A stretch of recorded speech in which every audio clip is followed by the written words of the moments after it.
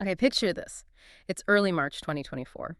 You're by one of the agricultural canals in Egypt's Gharbia Governorate just before dawn. You can smell the damp earth, the irrigation water. It's Ramadan, so it's mostly quiet. Hmm. Quiet except for the preparations for suhour, the pre-dawn meal. Exactly. But then that morning, something breaks the quiet. Something Right. floating near the bank. Yeah. Well, it's a single human leg decomposing. And for police, finding something like that, Yeah. but it's immediately chilling, obviously. But it's also very specific. Finding a whole body often points to panic, a quick disposal, Right. but just one limb, deliberately cut off. That suggests something else entirely, something much more calculated. Like the killer wasn't just trying to hide the body, but dismantle the very identity, spread the evidence out. And as they started looking around, that calculation became horrifyingly clear. Near the canal, they found a heavy sack Yeah. inside, black plastic bags. And inside those, 2 arms and a rib cage. They could tell the victim was a woman, maybe in her 20s, from the fingernails. But no clothes, nothing, just these pieces. It's incredibly methodical. And that's what we're diving into today. The full story of Abd Rabbo, who became known as the Butcher of Gharbia. We're looking at the whole chain of events, really. How did this outwardly normal man turn into such a calculating killer?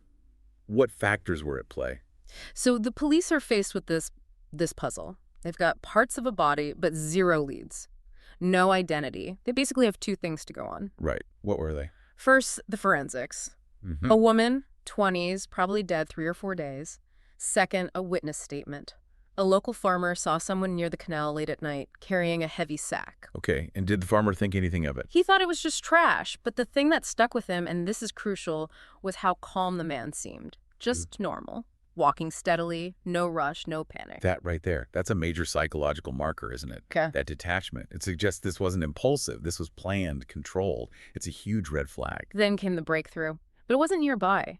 It was from a town some distance away, Zefta. Reports of another discovery. More body parts. Yeah. A head and another leg.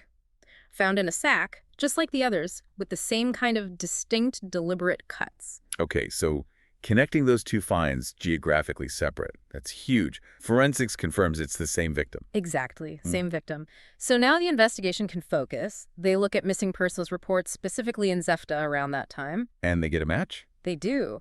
A woman named Fāṭima, known as Baṭṭa, reported missing by her ex-husband. Ah, the ex-husband. Usually the first person police look at, right? Typically, yes. But in this case, they cleared him relatively quickly. Turns out they actually had a decent relationship, and he seemed genuinely horrified by what happened. He wasn't their guy. So that allowed them to dig deeper into Fātima's life, Baṭṭa's life. Right. And that's where things started to connect. They found out she had a history of, well, illicit relationships, often involving money. This opened up a whole new, very specific circle of people she might have known. And Abd Rabbo's name came up. Kept coming up. He was her neighbor. Lived right across the street, actually owned the building. And he was the last person she'd contacted.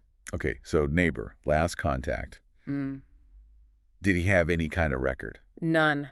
No criminal record at all. He was 47, also had a history of, let's say, similar illicit activities, but outwardly, just a regular building owner. The police went to his door. And his reaction when they apprehended him. Apparently he seemed composed, almost shocked. Not shocked that he'd done something wrong, but shocked that they'd actually figured it out, that they'd connected him to it. Wow. That composure didn't last long, though, I gather. No. Once they presented the evidence, it crumbled. He confessed immediately. But then the confession got bigger. Much bigger. He didn't just confess to killing Fāṭima? No. He admitted he'd killed 3 other women before her. 3 others, so 4 victims total that he confessed to initially. Good heavens. Which forces us to ask, how does someone get to this point? A seemingly ordinary neighbor, a building owner, becoming a serial killer. We have to go back, right? Look at his past. Absolutely. And his early life in Zefta. It lays a terrifying groundwork, constant, intense fighting between his parents, daily.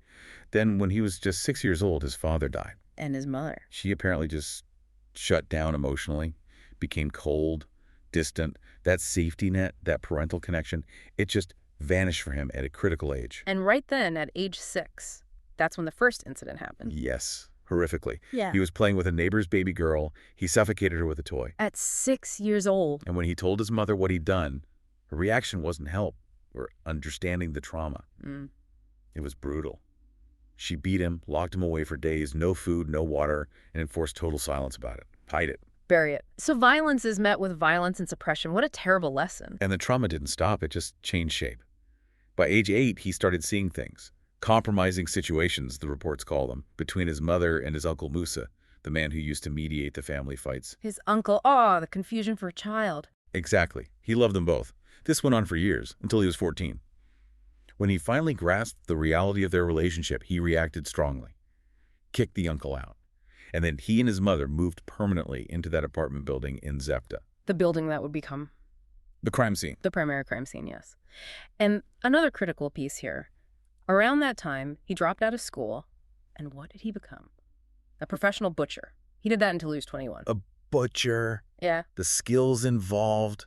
Yeah. The anatomical knowledge, the comfort with cutting. That's not just a job detail, is it? That's preparation. It feels like chilling preparation in hindsight, doesn't it? Mm-hmm. And the violence escalated after he returned to Zefta after first marriage failed. He married again, a woman named Sahar. Okay. 7 months into the marriage, Sahar was 3 months pregnant. He went into the room while she was sleeping and strangled her for 10 minutes straight. Apparently no argument, no obvious trigger. 10 minutes. And what happened? Did anyone suspect? This is where the story takes another tragic turn. Sahar's family found her. The doctor who examined her body suspected foul play, but the family, described as kind, maybe naive, they refused an autopsy. Refused. Why? They wanted immediate burial permission. They called it God's will. They didn't want her body dissected. They wanted to avoid the potential shame or scandal, perhaps. So he got away with it. Cleanly. Completely cleanly. And that experience, that lack of consequence, it seems to have been a psychological turning point. He learned he could kill intimately, violently, by strangulation, and face nothing. Reports say he got a strange pleasure from it, followed by intense depression. And that changed his path. It seems so. He gave up on marriage entirely after that, dedicated himself to those paid illicit relationships, using the Zefta apartment as his base. So Sahar was victim number 2, if we count the infant. Then who is next? The third adult victim was Abir in March 2020. Another woman he met through these relationships strangled her in the apartment. And disposal. Still trying to hide the whole body. At this point, yes. He waited until dawn, the call to prayer providing some cover, used his small truck, and dumped her body in some remote farmland, still focused on concealment. But then something shifted. Yes. Victim number 4, Suhair, in 2023. She fought back hard when he strangled her. She was also physically larger than the previous victims. He realized dumping her whole body was too risky, too difficult to move and hide without being seen. And this is where the butchery skills come in. Exactly. Faced with this logistical problem, he fell back on what he knew. He decided dismemberment was the answer. He took her body to the bathroom, used saws, sharpened knives, the tools of his former trade. How long did that take him?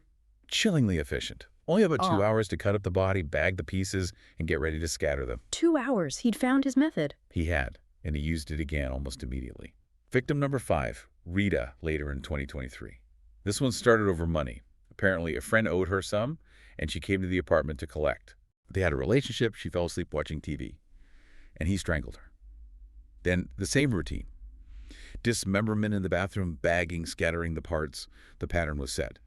Precision, efficiency, dismemberment. Which brings us full circle back to Fāṭima, Baṭṭa in March 2024, the leg and the canal. What was the trigger this time? Money again. A debt. Hmm. He owed her 3,000 Egyptian pounds.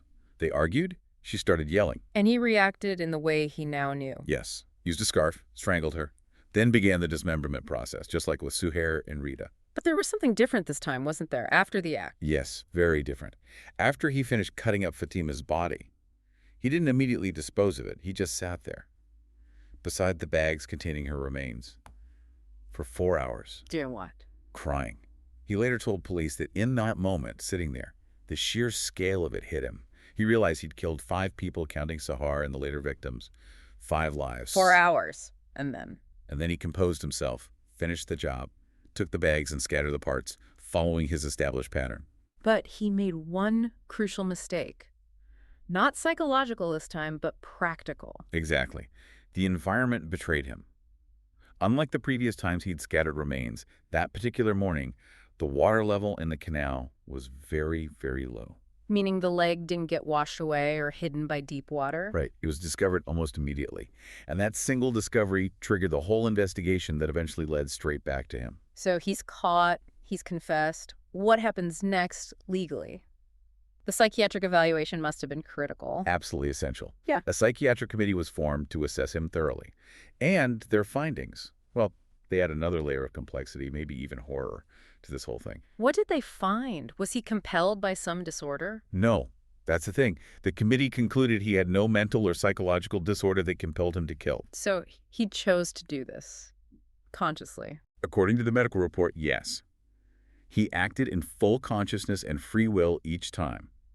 They determined he possessed what they termed a high crime factor.